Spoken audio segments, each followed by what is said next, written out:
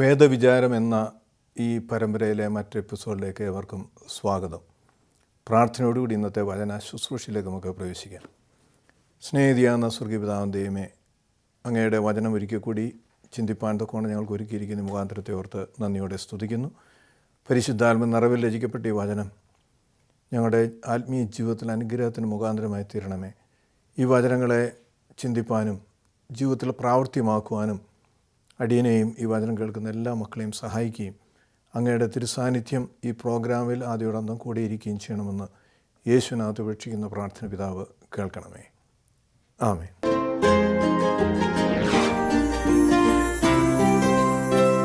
ഇന്ന് നമ്മുടെ ചിന്തയ്ക്കായി 1 തെസ്സലോനിക്കർ 5-ാം അധ്യായം 5-6 തിരുവചനങ്ങൾ.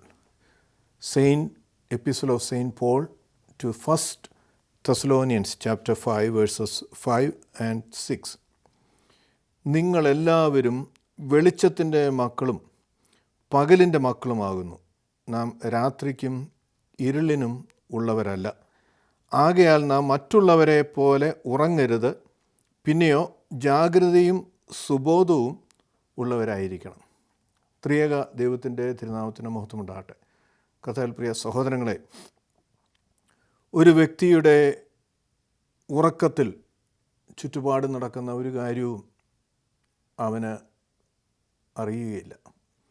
ചുറ്റുപാട് നടക്കുന്ന ഒരു കാര്യങ്ങളും മനസ്സിലാകുവാൻ ഉറങ്ങുന്ന ഒരു വ്യക്തിയെ സംബന്ധിച്ചിടത്തോളം അവന് കഴിയുകയില്ല. എന്നാൽ ഉണർന്നിരിക്കുന്ന ഒരു വ്യക്തിക്ക് ചുറ്റുപാടുമുള്ള കാര്യങ്ങൾ കാണുവാനും മനസ്സിലാക്കുവാനും കഴിയും. എന്നാൽ ആത്മീയ ജീവിതത്തിലെ ഉറക്കം എന്ന് പറയുമ്പോൾ നാം രാത്രിയിൽ ഉറങ്ങുന്ന ഉറക്കമല്ല, പിന്നെയോ നാം ഉണർന്നിരിക്കുമ്പോഴും ചുറ്റുപാടും നടക്കുന്ന കാര്യങ്ങൾ ബോധ്യമില്ലാതെ അവബോധമില്ലാതെ അതിനോട് ചേർന്ന് നടക്കുന്ന ഒരു സാഹചര്യം നാം അറിയാതെ പലപ്പോഴും സംഭവിക്കാറുണ്ട്. നാം തന്നെ അറിയാതെ തന്നെ നമ്മെ ഇരുട്ടിൻ്റെ പ്രവൃത്തികളിലേക്ക് കൊണ്ടുപോകുന്ന സാഹചര്യങ്ങൾ ഉണ്ടാകാറുണ്ട്. അതുകൊണ്ട് ഇവിടെ തിരുവചനം പറയുകയാണ്, പിന്നെയോ ജാഗ്രതയും സുബോധവും ഉള്ളവരായിരിക്കണം. ഒരു ദൈവ പൈതലിനെ സംബന്ധിച്ചോളം എന്ന് പറയുമ്പോൾ ഒരു ക്രൈസ്തവൻ വിശ്വാസത്തിൽ ഉള്ള ഒരു വ്യക്തി, അല്ലെങ്കിൽ യേശുവിനെ അവൻ്റെ ജീവിത അനുഭവമാക്കി മാറ്റിയ ഒരു വ്യക്തിയെ സംബന്ധിച്ചോളം അവൻ വെളിച്ചത്തിൻ്റെ മകനാണ്. ഇവിടെ നാം വായിച്ചു, നിങ്ങളെല്ലാവരും വെളിച്ചത്തിൻ്റെ മക്കളും പകലിൻ്റെ മക്കളും ആകുന്നു, നാം രാത്രിക്കും ഇരുളിനും ഉള്ളവരല്ല. കർത്താവ് പറയുന്നുണ്ട്, നിങ്ങൾ ലോകത്തിൻ്റെ വെളിച്ചമാകുന്നു. അപ്പോൾ ലോകത്തിൻ്റെ വെളിച്ചമായ ഒരു ക്രൈസ്തവൻ, ഒരു വിശ്വാസി, അവൻ്റെ പ്രവൃത്തികൾ മറ്റ് ഇരുട്ടിൽ വസിക്കുന്ന അല്ലെങ്കിൽ ഈ ലോകത്തിൻ്റെ അന്ധകാര പ്രവൃത്തികൾ ചെയ്യുന്ന വ്യക്തികളിൽ നിന്ന് വ്യത്യസ്തമായിരിക്കണം. കാരണം അവൻ ഇരുളിൻ്റെ പ്രവൃത്തികളല്ല, പിന്നെയോ വെളിച്ചത്തിൻ്റെ മക്കളായതുകൊണ്ട് അപ്രകാരമുള്ള പ്രവൃത്തികളാണ് അവനിൽ നിന്ന് ഉണ്ടാകേണ്ടത്. എഫേസ്യ ലേഖനം 5-ാം അധ്യായം 8-ാമത്തെ തിരുവചനത്തിലേക്ക് വരുമ്പോൾ നാം വായിക്കുന്നു, മുമ്പേ നിങ്ങൾ ഇരുളായിരുന്നു, എന്നാൽ ഇപ്പോൾ കർത്താവിൽ വെളിച്ചമാകുന്നു, വെളിച്ചത്തിൻ്റെ മക്കളായി ജീവിക്കുവിൻ. അപ്പോൾ മുമ്പേ, അതായത് ഒരുപക്ഷെ ക്രൈസ്തവനായി ജനിച്ച വ്യക്തിയാകാം, പക്ഷേ യേശു ജീവിത അനുഭവമായി യേശുവിനെ നമ്മുടെ രക്ഷകനായി സ്വീകരിച്ച ഒരു ക്രൈസ്തവൻ, ജീവിത അനുഭവം, യേശു അവൻ്റെ ജീവിതത്തിൻ്റെ അനുഭവമായ, അറിവല്ല അനുഭവമായ ഒരു വ്യക്തിയെ സംബന്ധിച്ചിടത്തോളം അവൻ അറിയുന്നതിന് മുമ്പ് അവൻ നമ്മുടെ വായിക്കുകയാണ്, മുമ്പേ നിങ്ങൾ ഇരുളായിരുന്നു. അപ്പോൾ യേശുവിനെ വാസ്തവമായും നാഥനും രക്ഷകനുമായി സ്വീകരിക്കുന്നതിന് മുമ്പ് ഇരുളിലായിരുന്നു നാം. എന്നാൽ വീണ്ടും വായിക്കുകയാണ്, എന്നാൽ ഇപ്പോൾ കർത്താവിൽ വെളിച്ചമാകുന്നു. ഇപ്പോൾ യേശുവിനെ നിങ്ങൾ അനുഭവമാക്കി കഴിഞ്ഞാൽ നിങ്ങൾ കർത്താവിൽ വെളിച്ചമാകുന്നു, അതുകൊണ്ട് വെളിച്ചത്തിൻ്റെ മക്കളായി ജീവിക്കുവിൻ. അപ്പോൾ യേശുവിനെ അറിഞ്ഞ അനുഭവമാക്കിയ ഒരു വ്യക്തിയുടെ ജീവിതം അവൻ്റെ കഴിഞ്ഞകാല ജീവിതത്തിൽ നിന്ന് വ്യത്യസ്തമാണ്. ഇരുളിൻ്റെ പ്രവൃത്തികൾ ഒരുപക്ഷെ ചെയ്തുകൊണ്ടിരുന്ന ഒരു വ്യക്തിയായിരുന്നുവെങ്കിൽ യേശുവിനെ ജീവിത അനുഭവമാക്കി കഴിയുമ്പോൾ വെളിച്ചത്തിൻ്റെ മക്കളായി ജീവിക്കുവിൻ എന്ന് പറയാണ്. എന്നിട്ട് അടുത്ത വചനം പറയുന്നു, എന്തെന്നാൽ വെളിച്ചത്തിൻ്റെ ഫലം സർവ്വ നന്മയിലും നീതിയിലും സത്യത്തിലും ആകുന്നു. അപ്പോൾ വെളിച്ചത്തിൻ്റെ പ്രവൃത്തികൾ എപ്പോഴും നന്മ മാത്രമാണ്. തിന്മയായത് മറ്റൊരു വ്യക്തിക്കെതിരെ തിന്മ പ്രവർത്തിക്കുകയില്ല, മറ്റൊരു വ്യക്തിയേക്ക് തിന്മ ഉണ്ടാകുവാൻ ആഗ്രഹിക്കുകയില്ല, മനസ്സിൽ പോലും ചിന്തിക്കുക പോലുമില്ല. അപ്പോൾ നന്മയിലും നീതിയിലും എല്ലാ പ്രവർത്തനങ്ങളും നീതി ഉള്ളതായിരിക്കും. എന്ന് പറഞ്ഞാൽ ലോകപരമായ നീതിയല്ല, ദൈവത്തിൻ്റെ സന്നിധിയിൽ നീതി. നാം ഒരു വ്യക്തിക്ക് യോഗ്യമായത് അല്ലെങ്കിൽ അവൻ അവകാശപ്പെട്ടത് കൊടുക്കുവാൻ നാം ബാധ്യസ്ഥനാണ്. അങ്ങനെ സകല പ്രവൃത്തികളിലും നീതിയും സത്യത്തിലും എല്ലാ പ്രവൃത്തികളിലും സത്യമുണ്ടായിരിക്കും. വ്യാജമായ ഒരു പ്രവൃത്തിയും ആ വ്യക്തിയിൽ ഉണ്ടാകുകയില്ല. അതാണ് ഇവിടെ പറയുന്നത്, വെളിച്ചത്തിൻ്റെ ഫലം സർവ്വ നന്മയിലും നീതിയിലും സത്യത്തിലും ആകുന്നു. കർത്താവിന് പ്രസാദമായത് എന്തെന്ന് പഠിക്കുവാൻ ശ്രമിക്കുവിൻ. ഇരുളിൻ്റെ നിഷ്ഫല പ്രവർത്തികളിൽ കൂട്ടാളികളാകരുത്, അവയെ ശാസിക്കുകയാണ് വേണ്ടത്. അവർ രഹസ്യമായി ചെയ്യുന്നത് പറയുവാൻ പോലും ലജ്ജയാകുന്നു. അപ്പോൾ ഇരുളിൻ്റെ പ്രവർത്തികൾ അത് ലോകപ്രകാരം ഒരുപക്ഷെ മജോറിറ്റി ഭൂരിഭാഗവും ചെയ്യുന്ന കാര്യങ്ങളായിരുന്നാൽ പോലും വെളിച്ചത്തിലായിരിക്കുന്ന ഒരു വ്യക്തിയെ സംബന്ധിച്ചോളം ഇരുളുമായിട്ട് അവനൊരു ബന്ധവും ഉണ്ടാകരുത്. ഇരുളിൻ്റെ പ്രവൃത്തികളിൽ കൂട്ടാളികളാകരുത്, അതിൽ ഒരു ഭാഗഭാക്കുകളും ആകരുത്. മാത്രമല്ല നാം വായിക്കണം, അവയെ ശാസിക്കുകയാണ് വേണ്ടത്. അപ്പോൾ അങ്ങനെയുള്ള പ്രവൃത്തികൾ കണ്ടിട്ട് കണ്ണടക്കുകയല്ല, പിന്നെ അങ്ങനെ തെറ്റായ പ്രവൃത്തികൾ, ഇരുളിൻ്റെ പ്രവൃത്തികൾ കാണുമ്പോൾ അതിനെ ശാസിക്കുക, അതിനെ എതിർക്കുക. അതുകൂടി ഒരു വലിയ ചുമതല വെളിച്ചത്തിൽ വസിക്കുന്ന വ്യക്തികൾക്കുണ്ട് എന്ന് തിരുവചനം നമ്മെ ഓർമ്മിപ്പിക്കുകയാണ്. അവർ രഹസ്യമായി ചെയ്യുന്നത് പറയുവാൻ പോലും ലജ്ജയാകുന്നു. അപ്പോൾ ഇരുളിൽ നടക്കുന്ന പ്രവൃത്തികൾ രഹസ്യമായിട്ടാണ്, ആരും കാണരുത്. കാരണം ഇരുട്ടത്ത് ചെയ്യുന്നത് എന്തുകൊണ്ടാണ്? അത് മറ്റാരും കാണരുത്, അറിയരുത്. അത് പാപകരമാകുന്ന പ്രവൃത്തികളാണ്. അവർ രഹസ്യമായി ചെയ്യുന്നത് പറയുവാൻ പോലും ലജ്ജയാകുന്നു. അവയെ ശാസിക്കുമ്പോഴോ സകലത്തെയും കുറിച്ച് വെളിച്ചത്താൽ ദൃശ്യമാകും. ദൃശ്യമാകുന്നതെല്ലാം വെളിച്ചമാകുന്നുവല്ലോ. അതുകൊണ്ട് ഉറങ്ങുന്നവനെ ഉണരുക, മരിച്ചവരുടെ ഇടയിൽ നിന്ന് എഴുന്നേൽക്കുക, ക്രിസ്തു നിൻ്റെ മേൽ പ്രകാശിക്കും എന്ന് പറയുന്നു. അപ്പോൾ വെളിച്ചത്തിൻ്റെ മകനായിരിക്കുന്ന ഒരു വ്യക്തി വെളിച്ചമായി തീരുന്നത് ക്രിസ്തുവിലൂടെയാണ്. നമ്മുടെ വായിച്ചു, മുമ്പേ നിങ്ങൾ ഇരുളായിരുന്നു, എന്നാൽ ഇപ്പോൾ കർത്താവിൽ വെളിച്ചമാകുന്നു. അപ്പോൾ യേശു വെളിച്ചമാണ്. യേശുവിനെ അനുധാവനം ചെയ്യുന്ന ഓരോ വ്യക്തികളും വെളിച്ചമാണ്. അതാണ് കർത്താവ് പറഞ്ഞത്, നിങ്ങൾ ലോകത്തിൻ്റെ വെളിച്ചമാകുന്നു.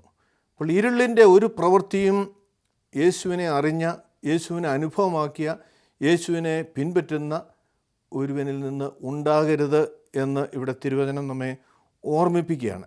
വീണ്ടും നാം മനസ്സിലാക്കുക, യേശു നമ്മെ വിളിച്ചു, യേശുവിനെ അറിയുവാൻ നമുക്ക് വലിയ അനുഗ്രഹങ്ങൾ ദൈവം നൽകി. യോഹന്നാൻ്റെ സുവിശേഷം 15-ാം അധ്യായം 19-ാമത്തെ വാക്യം, നിങ്ങൾ ലോകക്കാർ ആയിരുന്നുവെങ്കിൽ ലോകം തനിക്ക് സ്വന്തമായതിനെ സ്നേഹിക്കുമായിരുന്നു. എന്നാൽ നിങ്ങൾ ലോകക്കാർ ആയിരിക്കാതെ ഞാൻ നിങ്ങളെ ലോകത്തിൽ നിന്ന് തിരഞ്ഞെടുത്തതുകൊണ്ട് ലോകം നിങ്ങളെ വെറുക്കുന്നു. അപ്പോൾ നാം ഇരുളായിരുന്ന അവസ്ഥയിൽ നിന്ന് ദൈവമാണ് നമ്മെ വിളിച്ചത് വേർതിരിച്ചു, അല്ലെങ്കിൽ യേശുവിനെ അറിയുവാനുള്ള വലിയ ഭാഗ്യം നമുക്ക് നൽകി. പക്ഷേ ഈ ലോകത്തിൽ തന്നെ നാം ജീവിക്കുകയാണ്. ഇരുളിൻ്റെ ഇടയിൽ തന്നെയാണ് വെളിച്ചമായി നാം നിൽക്കേണ്ടത്. കാരണം വെളിച്ചത്തിൻ്റെ പ്രസക്തി എപ്പോഴാണ്? ഇരുളുള്ളിടത്താണ് വെളിച്ചത്തിൻ്റെ പ്രസക്തി ഉള്ളത്. ഇരുൾ ഇല്ല എങ്കിൽ വെളിച്ചത്തിനൊരു പ്രസക്തിയുമില്ല. നമുക്കറിയാം, രാത്രിയിൽ ഒരു വിളക്കിൻ്റെ പ്രയോജനം രാത്രിയിലാണ്. പകൽ വെളിച്ചത്തിന് അല്ലെങ്കിൽ ഒരു വിളക്കിന് പ്രത്യേക ആവശ്യമില്ല. അപ്പോൾ ഇരുളിൽ പ്രകാശമായിരിക്കാൻ ലോകത്തിൽ തന്നെ നമ്മെ ആക്കിയിരിക്കുകയാണ്. ലോകമെന്ന് പറയുമ്പോൾ ഇരുളിൻ്റെ പ്രവൃത്തികൾ ചെയ്യുന്ന വ്യക്തികൾ അല്ലെങ്കിൽ പ്രവർത്തനങ്ങളാണ് തിരുവചനം നമ്മെ ഓർമ്മിപ്പിക്കുന്നത്. അപ്പോൾ അപ്രകാരം ഈ ലോകത്തിൽ തന്നെ നമ്മെ ആക്കിയിരിക്കുകയാണ്. നമ്മൾ ഈ ലോകത്തിൽ നിന്ന് തിരഞ്ഞെടുത്തു ഇവിടെ തന്നെ ആക്കിയിരിക്കുകയാണ്, മറ്റൊരിടത്തേക്ക് നമ്മളെ കൊണ്ടുപോയിട്ടില്ല. അപ്പോൾ ഈ ലോകത്തിൽ നാം വസിക്കുമ്പോൾ നമ്മുടെ പ്രവൃത്തികൾ ഇരുളിലായിരിക്കുന്നവർക്ക് പ്രകാശമായി തീരുവാൻ, അതാണ് മലമേൽ കത്തുന്ന പട്ടണം പോലെ ആയിരിക്കണമെന്ന് കർത്താവ് പറയുന്നത്. ഒരുവൻ ക്രിസ്തുവിലായാൽ അവൻ പുതിയ സൃഷ്ടിയാകുന്നു, പഴയത് കഴിഞ്ഞുപോയി എന്ന് തിരുവചനം പഠിപ്പിക്കുന്നത് അതുകൊണ്ടാണ്. അപ്പോൾ ക്രിസ്തുവിലായ ഒരു വ്യക്തി എന്ന് പറഞ്ഞാൽ, ക്രിസ്തുവിലായ ഒരു വ്യക്തി എന്ന് പറയുമ്പോൾ യേശു അവൻ്റെ ജീവിതത്തിന് അനുഭവമായി മാറണം. യേശുവുമായ ഒരു വലിയ ബന്ധം, പ്രാർത്ഥനാ ജീവിതം, അവൻ്റെ എല്ലാ പ്രവൃത്തികളും സത്യത്തിലും നീതിയിലും അടിസ്ഥാനമായതായിരിക്കണം. അങ്ങനെ ജീവിക്കുന്ന ഒരു വ്യക്തിയുടെ ജീവിതത്തിൽ അവൻ വെളിച്ചമായി പ്രകാശിക്കുവാൻ തക്കവണ്ണം കഴിയും എന്ന് തിരുവചനം നമ്മെ ഓർമ്മപ്പെടുത്തുകയാണ്.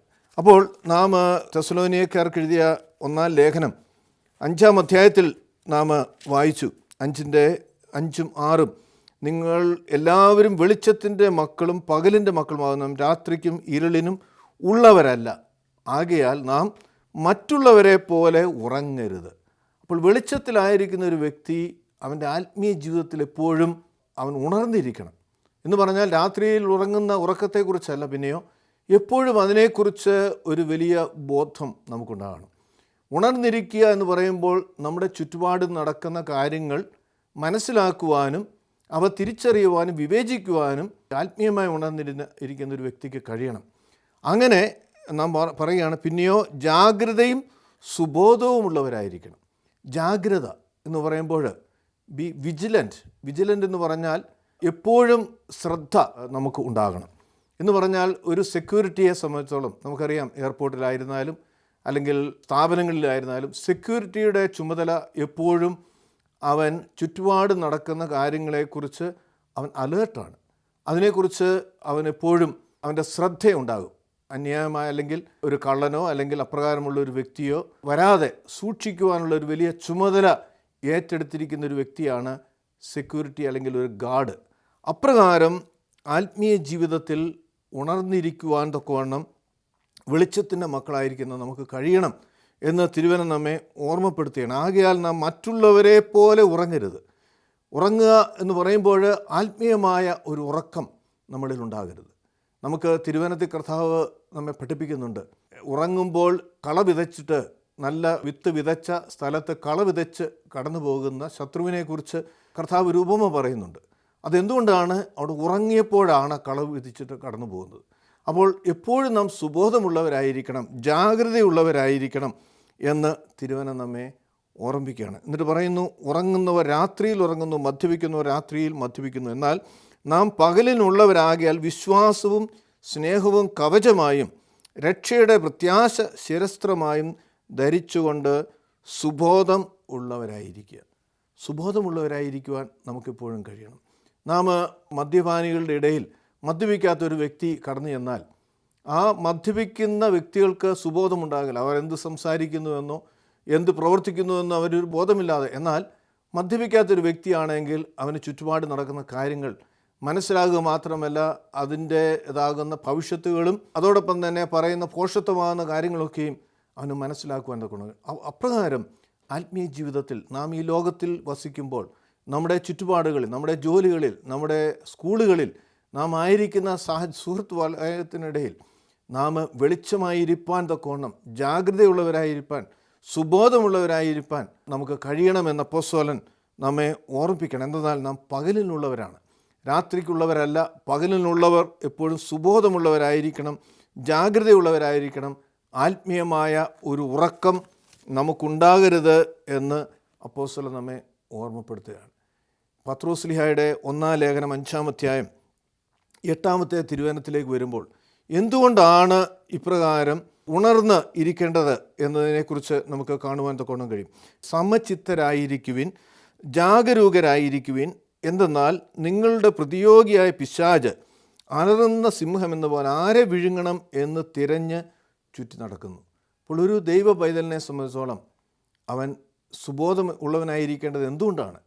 എപ്പോഴും നമ്മെ വീഴ്ത്തുവാൻ, നമ്മെ ദൈവകൃപയിൽ നിന്ന് അകറ്റുവാൻ അലറുന്ന സിംഹം എന്ന പോലെ പിശാച് ചുറ്റി ആരെ വിഴുങ്ങണമെന്ന് തിരഞ്ഞ് ചുറ്റി നടക്കുന്നു എന്നിവിടെ രേഖപ്പെടുത്തിയിരിക്കുകയാണ്. ഇത് പലപ്പോഴും ഇതിനെക്കുറിച്ചൊരു വലിയ ബോധ്യമില്ലാത്തവരാണ് ക്രൈസ്തവരിൽ നല്ല പങ്കാളികളും ജീവിക്കുന്നത്. നമ്മുടെ ആത്മീയ ജീവിതത്തിൽ ദൈവവുമായിട്ടുള്ള ബന്ധത്തിൽ നമ്മെ വീഴ്ത്തുവാൻ, പാപത്തിലേക്ക് നമ്മെ തള്ളിയിടുവാൻ പിശാച് എപ്പോഴും ശ്രമിച്ചുകൊണ്ടേയിരിക്കുകയാണ്. ഒരു ദൈവകൃപയിൽ ഒരു വ്യക്തി വന്നാൽ ആ നിമിഷം മുതൽ അവൻ പിശാച് ആ വ്യക്തിയെ വീഴ്ത്തുവാൻ തക്കോണം ശ്രമിക്കും. നമുക്ക് നല്ലൊരു ഉദാഹരണം കർത്താവിൻ്റെ ജീവിതം തന്നെയാണ്. കർത്താവ് തൻ്റെ പരസ്യ പ്രവർത്തനം ആരംഭിക്കുന്നതിന് മുമ്പ് അവൻ യോർദാൻ നദിയിൽ സ്നാനമേറ്റു. പരിശുദ്ധാത്മാവ് അവൻ്റെ മേൽ വന്നു, ദൈവപുത്രൻ ഇവനിൽ ഞാൻ പ്രസാദിച്ചിരിക്കുന്നു എന്നുള്ള അശരീരി കേട്ട് അവിടെ നിന്നും കർത്താവ് 40 ദിവസം ഉപവസിക്കുവാൻ തൊക്കവണ്ണം മലയിലേക്ക് കടന്നു പോകുന്നതായിട്ട് നാം അവിടെ വായിക്കുന്നുണ്ട്.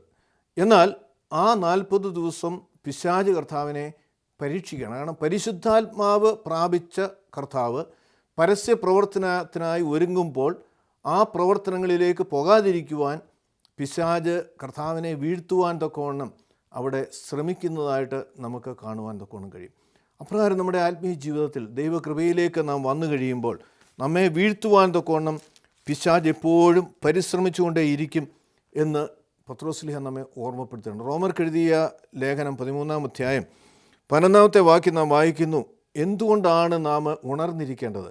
ഈ സമയം ഏതെന്നും നിങ്ങൾ ഉറക്കം വിട്ട് ഉണരേണ്ട സമയം വന്നിരിക്കുന്നുവെന്നും അറിഞ്ഞ് ഇവയൊക്കെയും ചെയ്യുക. നാം വിശ്വസിച്ച സമയത്തേക്കാൾ രക്ഷ ഇപ്പോൾ നമുക്കധികം സമീപസ്ഥമായിരിക്കുന്നു. ഈ സമയം ഏതെന്നും നിങ്ങൾ ഉറക്കം വിട്ട് ഉണരേണ്ട സമയം വന്നിരിക്കുന്നുവെന്നും. ഓരോ ദിവസവും കഴിയും തോറും നാം കേട്ടുകൊണ്ടിരിക്കുന്ന സംഭവങ്ങൾ കർത്താവിൻ്റെ വരവിലേക്ക് നാം അടുത്തുകൊണ്ടിരിക്കുന്നു എന്ന് ഉള്ള സൂചനകൾ നൽകുന്നതാണ്. കർത്താവ് തിരുവചനത്തിൽ പറയുന്നുണ്ട്, ഇതൊക്കെയും സംഭവിക്കുമ്പോൾ അവസാന നാളുകൾ കടന്നു വരും. അപ്പോൾ ഒരുപക്ഷേ അത് നാളെയോ അടുത്ത വർഷമോ അല്ലെങ്കിൽ 10 വർഷത്തിനോ ഇടയിലായിരിക്കണമെന്നില്ല. പക്ഷേ ഓരോ ദിവസവും കഴിയും തോറും കർത്താവിൻ്റെ രണ്ടാമത്തെ വരവ് ആഗതമായിരിക്കുന്നു.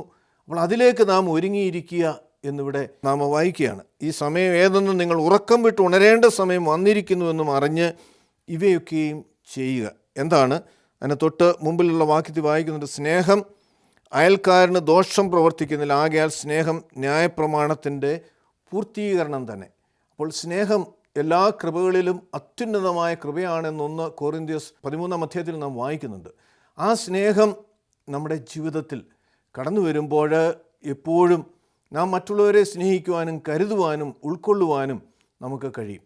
അതുമാത്രമല്ല, നമ്മുടെ വായിക്കുകയാണ്, നാം വിശ്വസിച്ച സമയത്തേക്കാൾ രക്ഷ ഇപ്പോൾ നമുക്ക് അധികം സമീപസ്ഥമായിരിക്കുന്നു. രാത്രി കഴിയാറായി, പകൽ സമീപിച്ചിരിക്കുന്നു.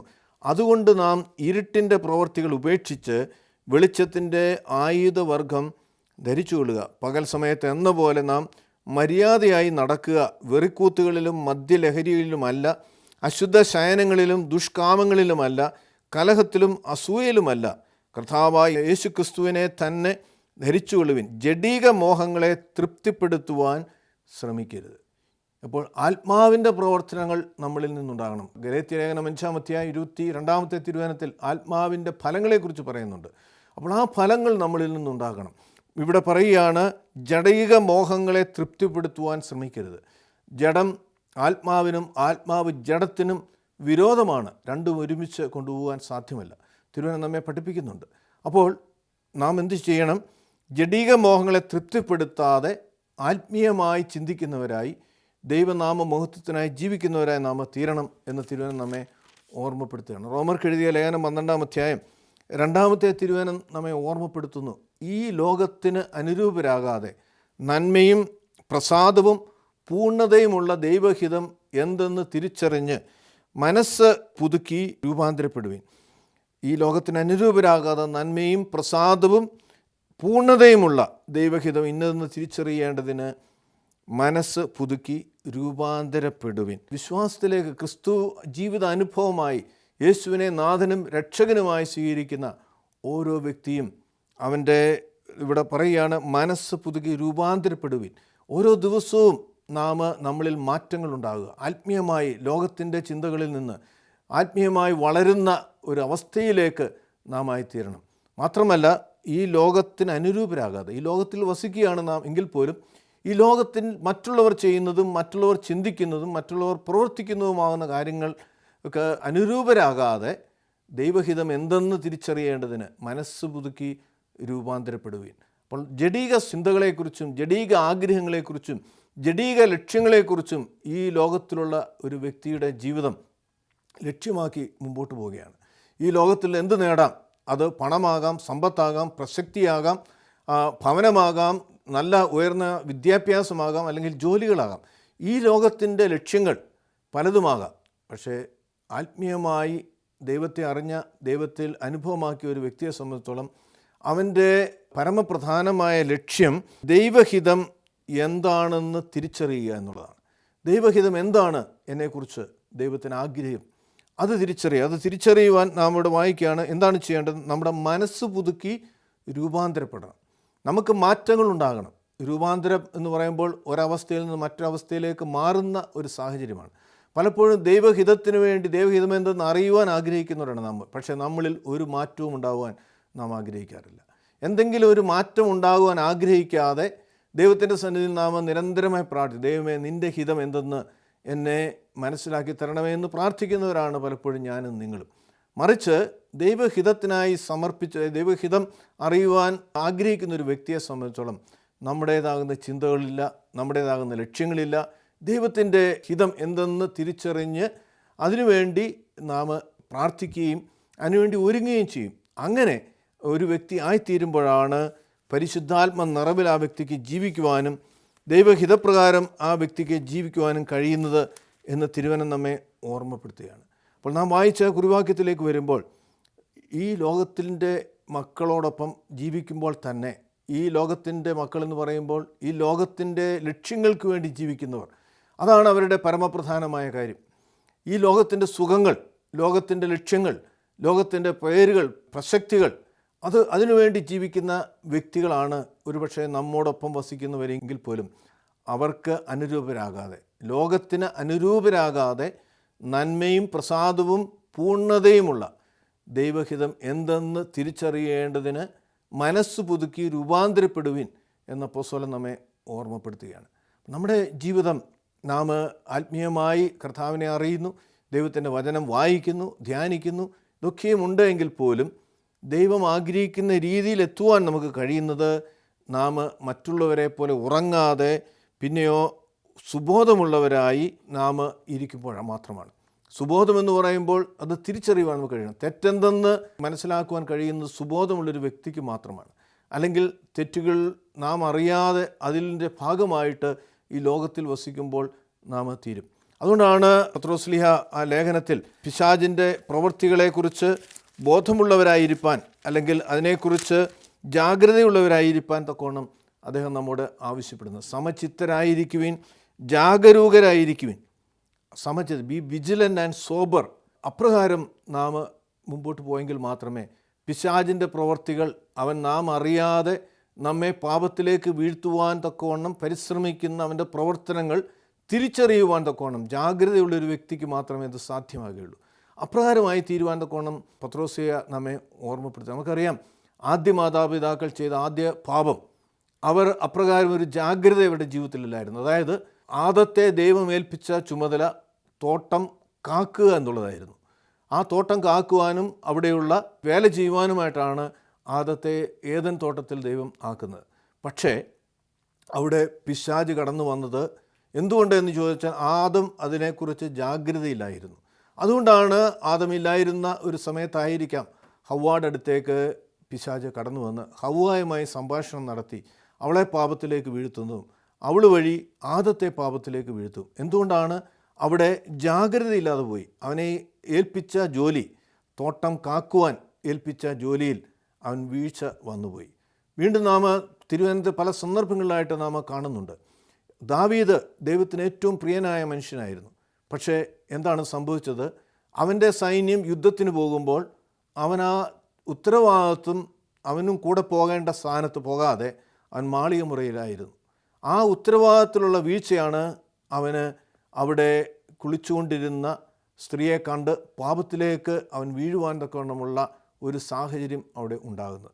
അപ്പോൾ ദൈവം ഏൽപ്പിച്ച ചുമതലകളിൽ ജാഗ്രതയുള്ളവരായി അതിൽ വിശ്വസ്തരായി നിൽക്കുന്ന ഒരു വ്യക്തിക്ക് ദൈവകൃപയിൽ നിന്ന് വീഴുവാൻ കഴിയുകയില്ല.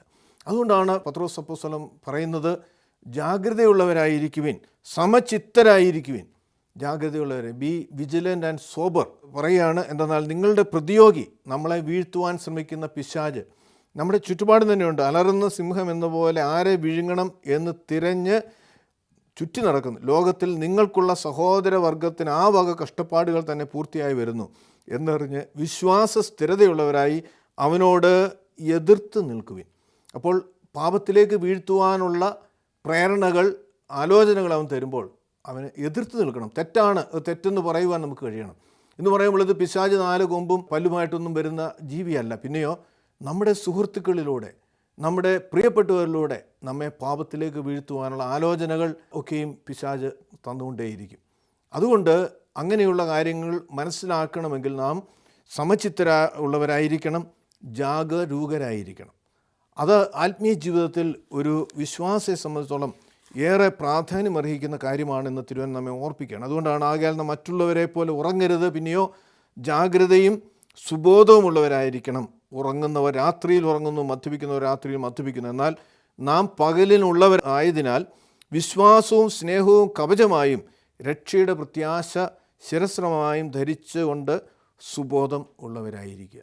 നമ്മുടെ ആത്മീയ ജീവിതത്തിൽ ഉണർവുള്ളവരായിരിക്കാൻ നമുക്ക് കഴിയണം. ചുറ്റുപാട് നാം അറിയാതെ പാപത്തിലേക്ക് നമ്മെ വീഴ്ത്തുന്ന സാഹചര്യങ്ങൾ പിശാച് കൊണ്ടുവരുമ്പോൾ സുബോധമുള്ളവരായിരിക്കുന്ന ഒരു വ്യക്തിക്ക് മാത്രമേ തിരിച്ചറിയുവാനും അതിൽ വീഴാതെ, ആ ട്രാപ്പിൽ വീഴാതെ മുമ്പോട്ട് പോകാൻ തൊക്കെ കഴിയുകയുള്ളൂ.